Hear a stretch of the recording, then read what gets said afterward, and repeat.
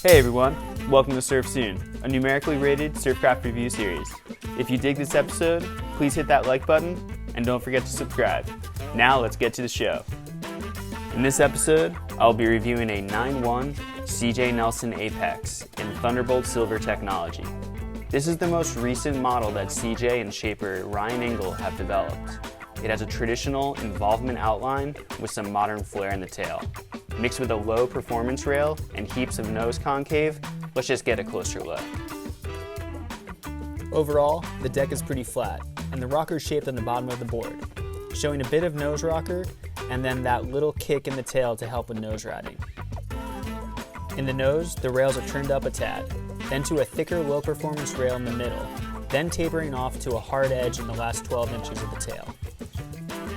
The bottom has a deep pontoon concave to relatively flat to a little roll before the fin and flat behind the fin.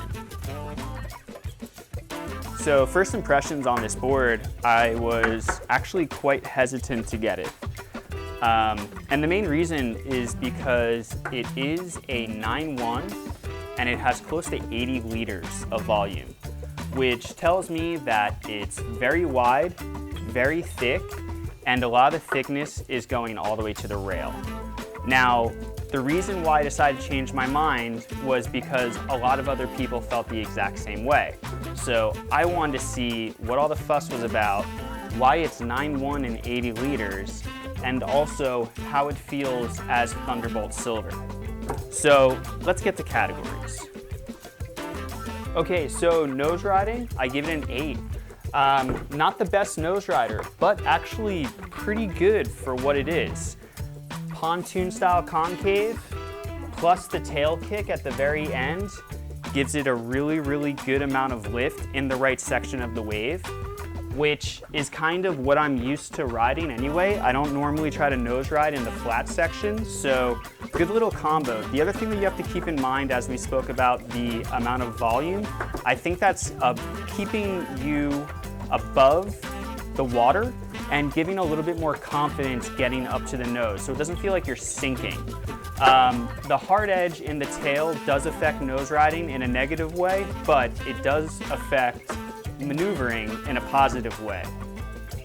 For maneuver, I gave it a 9.25. It definitely maneuvers a lot better than it nose rides, but it still maneuvers enough so you can nose ride and get yourself into the right spot to nose ride on the wave. Hard edge in the tail definitely helps, especially if you're running a stiffer fin. I found that using the hard edge and the stiffer fin just really allows it to cut.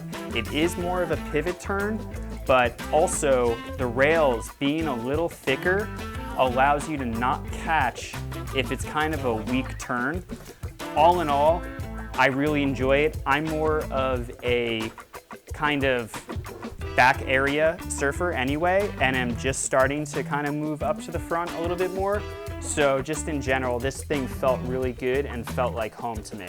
Trim, I gave it an 8.5. I was very impressed, and now I totally understand why this board has almost 80 liters in it, and it's a 9.1. It moves through water very fast, and it trims very well from all points of the board. Even though it has a lot of nose concave, it really seemed to just go through all the sections, even where I found myself a big section was in front of me, just crashing in front of me. The board still handled and just was able to just get me out of that area and pass to where I need to be, even if I had to cut back. Trimmed in small waves, trimmed well in big waves, and trimmed in mushy stuff, which was amazing. Very impressed with that. Volume distribution, I gave it an 8. This being Thunderbolt Silver, it just kind of has a different feel as far as the volume in the board compared to PU in general. The outline of the board is really where this kind of like synced up with me really well. Having it a little wider in the tail and a little narrower in the nose just gives it that whipping sensation as far as turns, but also enough volume to be able to get up to the nose. Knee paddle's amazing. Everything in general, it just felt really good, really stable in all sections of the wave. Again, 9.1 and felt bigger. The only thing I will say, if you're more interested in nose riding, maybe go to the 9.6 or a bigger version. And of course, paddling 8.5, and this thing paddles like a dream. It knee paddles amazing.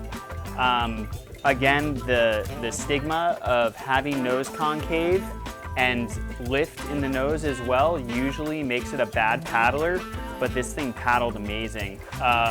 Again, volume has a lot to do with it, but it also didn't feel overpowered in the aspect of where you're paddling for a wave and you kind of go past the wave.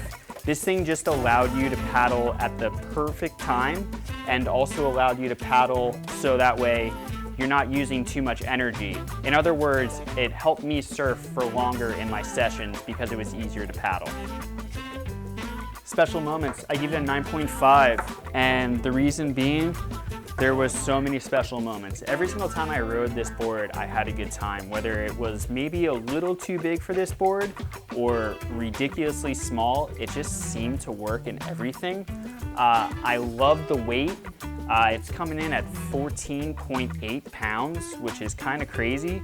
The volume was great. It also turned great from the tail. It turned great from the middle, and at times allowed me to nose ride. So all in all, great board, very stoked on it. All right, so as far as fins, when it was a little bit smaller, I used this. This is a Ben Skinner Flying Diamond sub 10, and it has a little bit of flex, so it just kind of helped with smaller days where I need a little bit of push, a little bit more drive, but also enough hold as far as fooling around with the nose. This does have a 17-inch wide tail, so I wanted to make sure that I had something 10 or bigger. When it got a little bigger, as far as the waves, I decided to go with this. This is the Thomas 10.75 FCS2. It also has that quick release situation. At first, I had it all the way up the front, thought it was pretty good, and then I rode it all the way to the back and realized it gave more drive and also held a little bit better. Now, one fin that I didn't get to use was this fin right here. This is the Cali Pivot 10.5. I would like to use this on a day more of a groundswell where there's a little bit more power in the wave, but also the texture is really there. See what this does as far as nose riding. Okay, and to sum up this board, again, as I said in the beginning, I was really reluctant to get it. And I'm very happy that I did, because it is one of those boards that I've been kind of looking for, and I didn't think that it was gonna be in this package. It rides great, and I really like all the aspects to it. It feels good, it feels fun, and it never felt too big, but it always felt big enough where I felt confident in all areas of the board. Now, one thing that I have to bring up. So I love the look of this matte finish, but winter surfing, I found that it really gets the board dirty. I don't really care, but if you're maybe someone that is not really into that, you might want to put some sort of something on it to keep it from doing that. It does have wax, and it has these little black marks all over the place. Again, I don't really care about cosmetic stuff. I care more about the board itself. So just kind of keep that in mind, and maybe that's something that they'll change, but it looks sweet, feels sweet, great board. Good job, CJ. I'll see you on the next episode. Thank you everyone for tuning in. If you like this episode, please hit that like button and subscribe if you haven't already. Feel free to share, comment, and all that good stuff. Until next time, there are always waves on the way, so hang tight, surf soon.